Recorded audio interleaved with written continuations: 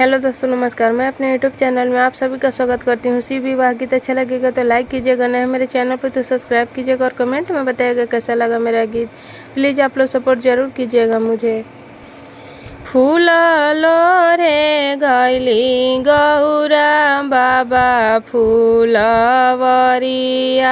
हो, लोरेली भंगिया धतुर, लोरेली भंगिया धतुर,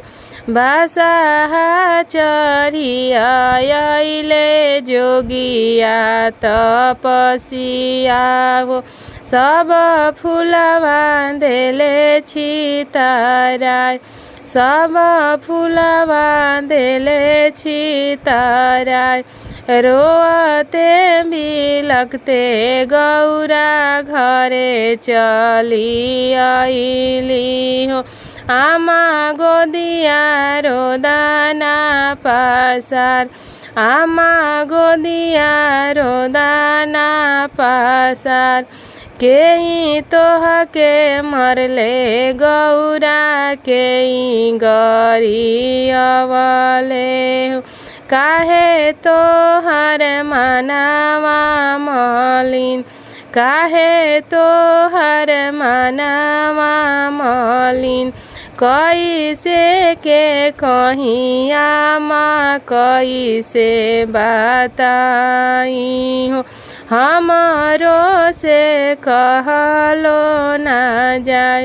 हमारो से कहलो ना जाए, फूललो रे गईनी हो बाबा फूलवरिया हो, गैले एगो जोगिया भेटाय, गैले एगो जोगिया भेटाय, बड़े बड़े जटावा में गंगा जी के धार बहे, गले में बीचे लहरे सांप, गलवे में लहरेला सांप, भस्म भभूति हो अंगे अंगे लिपटवले,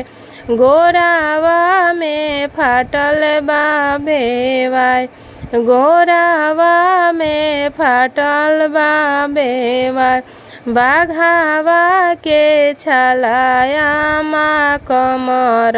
लिपटवले हो, चौकठ पैठल उन कर गाल, चौकठ पैठल उन कर गाल,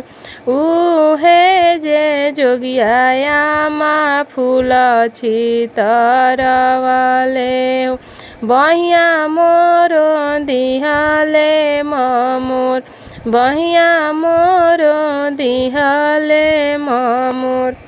हेराई गईले गौरा तोहरो बुद्धि आगे आनावा हो, अकिल गईल बा हेराय,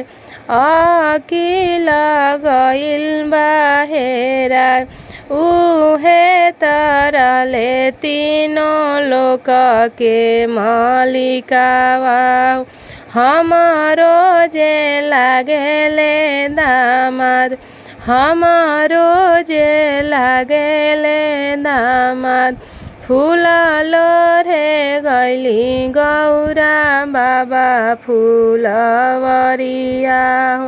लोरेली भंगिया धतुर, लोरेली भंगिया धतुर।